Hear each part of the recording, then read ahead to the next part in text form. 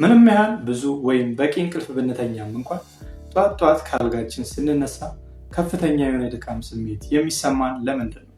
የቱንም ያህል ወይም ምንም አይነት ስራ ሳንሰራ ብለን ይህ የድካም ስሜት ለምን ከውስጣችን አይጠፋም? የችግሩ ዋና መንስኤ ምንድን ነው? ችግሩን ከስር መሰረቱ ለማጥፋትስ ምን ማድረግ አለብን? የሚሉትን ሀሳቦች በዛሬ ቪዲዮ አንድ በአንድ እንመለከታለን። ሁሌም መሰል ጠቃሚና አስተማሪ መረጃ እንዲደርሳችሁ ዜብራ ቲዩብን ላይክ፣ ሼር እንዲሁም ሰብስክራይብ ካላረጋችሁ ደግሞ ሰብስክራይብ በማድረግ የደውል ምልክቷን መጫን አትርሱ። አብራችሁን ቆዩ። ድርቀት ማለት በሰውነታችን ውስጥ ሊኖር የሚገባው የውሃ መጠን ባለመኖሩ የሚከሰት ችግር ነው።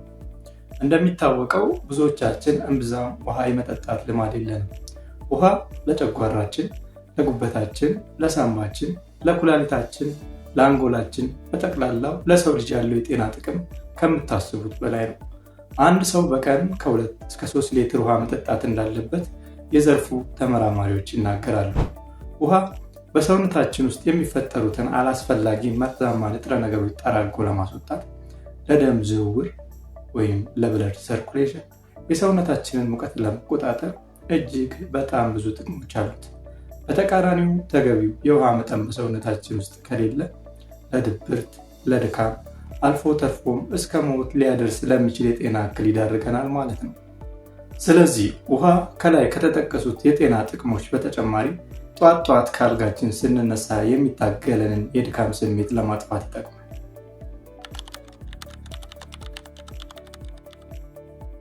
ሁለተኛው ምክንያት አንዳንድ ጠቃሚ ንጥረ ነገሮች ማዕድናት አሊያም ቫይታሚንስ ብለን የምንላቸው ነገሮች በሰውነታችን ውስጥ በበቂ ሁኔታ ባለመኖራቸው የሚከሰት የድካም ስሜት ሊሆን ይችላል። ሰውነታችን የዕለት ተዕለት ተግባሩን ለመፈጸም ከተፈጥሮ የምናገኛቸውን ቫይታሚኖች እና ማዕድኖችን ይፈልጋል። ከነዚህ መሃል አይረን፣ ቫይታሚን ዲ፣ ቫይታሚን ቢ12፣ ማግኔዥየም የመሳሰሉት ማዕድናትን ካላገኘን ከፍተኛ ለሆነ የድካም ስሜት እንጋለጣለን። ቫይታሚን ዲን በቀላሉ በነፃ ከፀሐይ ብርሃን ማግኘት እንችላለን። ይህን የፀሐይ ብርሃን በሳምንት ለተወሰኑ ቀናት ከ10 እስከ 30 ደቂቃ ብቻ ብናገኝ በቂ ነው። በተጨማሪም ሳልሞን ከተባለ የአሳ ዝርያ ከእንቁላልም እንዲሁ ማግኘት እንችላለን። ማግኔዥየም በዋናነት ከእንስሳት ተዋጽኦ፣ ከእርጎና ከወተት፣ ከዱባ፣ ከሱፍ፣ ከቡኒ ሩዝ፣ ከአቮካዶ፣ ከሙዝ፣ ከአሳ ከመሳሰሉት የምግብ አይነቶች ማግኘት እንችላለን። ቫይታሚን ቢ12ን ከእርጎ፣ ከእንቁላል፣ ከስጋ በተለይ በሬ ሲታረድ ትኩስ ጉበት መብላት የምትወዱ ሰዎች ይህን ቫይታሚን የማግኘት እድላችሁ በጣም ሰፊ ነው። እስኪ ጉበት የሚወድ ሰው ካለ ከእናንተ ኮመንት ላይ ጻፍልኝ። አይረንን እንዲሁ ከእንስሳት ተዋጽኦና ከስጋ፣ ከጥቁር ጤፍ እንጀራ ማግኘት ይቻላል። በጠቅላላው ከተመጣጠኑ የምግብ አይነት ከጥራጥሬ፣ ከፍራፍሬ፣ ከቅጠላቅጠል፣ ከስጋና ከእንስሳት ተዋጽኦ በመመገብ የድካም ስሜት እንዳይሰማን ልናረቅ የምንችልበት ሌላው መንገድ። ጭንቀት አእምሯዊም ሆነ አካላዊ ተጽዕኖ በጣም ከፍተኛ ነው። የአእምሮ እረፍት የሌለው ሰው የምግብ አፈጫጨት ስርዓቱ የተዛባ ይሆናል። ይህ ማለት የምንበላው ምግብ በአግባቡ ተፈጭቶ ወደ የሰውነታችን ክፍል መድረስ የሚገባው ቫይታሚን በሚገባው ልክ ሳይደርስ ይቀራል። በመሆኑም ሰውነታችን በቂ ኃይል ስለማያገኝ በተለይ ጧት ከእንቅልፋችን ስንነሳ ከፍተኛ የሆነ የድካም ስሜት እንዲሰማን ያደርጋል። በሌላ በኩል ጭንቀት አእምሯችን ውስጥ የሚከሰት ቢሆንም በሰውነታችን ላይ ቀጥተኛ የሆነ ተጽዕኖን ያደርሳል። ጭንቀታም ሰው ተገቢ የእንቅልፍ እረፍት ስለማያገኝ ቀን በስራ የደከመ አካል በበቂ ሁኔታ እንዳያገግም ሪከቨር እንዳያደርግ ያደርጋል። እዚህ ጋር ብዙዎቻችን ከ8 ሰዓት በላይ ተኛለው ግን ስቲል የድካም ስሜት ሊለቀኝ አልቻለም የሚል ጥያቄ ያነሳሉ። በቂ እንቅልፍ ሲባል ብዙ ሰዓታትን መተኛት ሳይሆን ያልተቆራረጠ ልክ እንደ ህፃናት ጭልጥ ያለ እንቅልፍ መተኛት ማለት ነው። ስለዚህ ከፍተኛ ጭንቀት ካለብን አእምሯችን ለሰውነታችን ሴሎችና ጡንቻዎች አሉታዊ የሆኑ የድካም ሲግናሎችን ወይንም ምልክቶችን በመላክ ያልተቋረጠ የዝለትና የድካም ስሜት እንዲሰማን ያደርጋል። አራተኛው የደም ስኳር መዛባት ነው።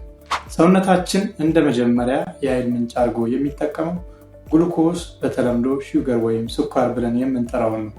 ይህ ግሉኮዝ በሰውነታችን ውስጥ በከፍተኛ ደረጃ ከፍ ዝቅ የሚል ከሆነ ወይም የሚዛባ ከሆነ እንዲሁ የኃይል እጥረት ወይም የድካም ስሜት እናስተናግዳለን። የስኳር መጠናቸው ከፍተኛ የሆኑ ሪፋይንድ ካርቦሃይድሬትስ የሚባሉትን እንደ ነጭ ዳቦ፣ የታሸጉ መጠጦች፣ ጣፋጭ ምግቦችን የመሳሰሉትን ስንመገብ በሰውነታችን ውስጥ የሚኖረው የደም ስኳር መጠን ወይም ብለድ ሹገር ሌቭል በከፍተኛ መጠን ይጨምራል። ይህን ተከትሎ ሰውነታችን ይህን በከፍተኛ ደረጃ የጨመረውን የስኳር መጠን ለመቀነስ ሲል ኢንሱሊን የሚባል ሆርሞን ያመነጫል። ይህ ፈጣን ግብረ መልስ እንደገና በከፍተኛ መጠን ጨምሮ የነበረውን የደም ስኳር መጠን በከፍተኛ ደረጃ እንዲወርድ ያደርጋል ማለት ነው። በዚህ ጊዜ የደም ስኳር መጠናችን ተዛብቷል እንላለን። ስለሆነም በደም ስኳር መዛባት ምክንያት የሚፈጠር ድካም አደገኛ የስኳር በሽታ ማስጠንቀቂያ ምልክት ስለሆነ በፍጥነት ሐኪም ቤት ሄዶ በመታየት አስፈላጊውን ሕክምና ምክር መውሰድ ያስፈልጋል።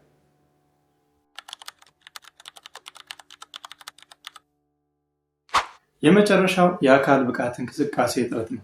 እኛ ሰዎች ለረጅም ጊዜ ብንቀመጥ ወይም ብንተኛና ምንም አይነት እንቅስቃሴ ባናደርግ ሊፈጠር የሚችለው ይህ ነው። አንደኛ፣ የልብ ምታችን ይወርዳል። ሁለተኛ፣ የደም ዝውውራችን ይቀንሳል። ሶስተኛ፣ አካላችንና ጡንቻዎቻችን በስርዓቱ መታዘዝ ያቆማሉ። ከጊዜያቶች በኋላ ወፍራምና ቀርፋፋ፣ ንቃት የጎደለ፣ በትንሽ ነገር የምንረታና እጅ የምንሰጥ ደካማ ሰው እንሆናለን። ሰውነታችን ዲዛይን የተደረገው ሊንቀሳቀስና ተገቢውን ለሰው ልጅ ህልውና አስፈላጊ የሆኑ እንደ ኦክሲጅንና ኒውትረንትን ለሰውነታችን ክፍሎች ለማድረስ ነው። የአካል ብቃት እንቅስቃሴ የማናደርግ ከሆነ እኚህ አስፈላጊ ማዕድናት ወደ ሰውነታችን መድረስ ስለማይችሉ ኃይልና ጉልበት እናጣለን ማለት ነው። በተጨማሪም ስፖርት የማንሰራ ከሆነ የደስታ ሆርሞን ወይም ፊል ጉድ ሆርሞን የሚባሉት እነ ዶፓሚን እና ሴሮቶኒን መመረት ያቆማሉ። በመሆኑም በህይወታችን ደስታ የሌለን፣ ለስራ ተነሳሽነት የጎደለን፣ እንቅልፋምና ደካማ ሰው እንሆናለን። ይህን ሁኔታ ለመቀየር ግዴታ ጂም ቤት መሄድ አያስፈልግም። ቀለል ያሉ እንቅስቃሴዎችን እንደ ዮጋ፣ ፑሽአፕ፣ ሲታፕ፣ ዎኪንግ የመሳሰሉትን በቤታችን ውስጥ ማድረግ እንችላለን። ስለዚህ ለምን ይደክመኛል ምክንያቱ ምንድን ነው ለሚለው ጥያቄ መልሱ ወይ በቂ ውሃ አትጠጡም፣ ወይ የተመጣጠነ ምግብ አትበሉም፣ ወይ ጭንቀት አለባችሁ፣ ካልሆነ የስኳር መዛባት ሊሆን ይችላል። አሊያም ደግሞ የአካል ብቃት እንቅስቃሴ አታደርጉ።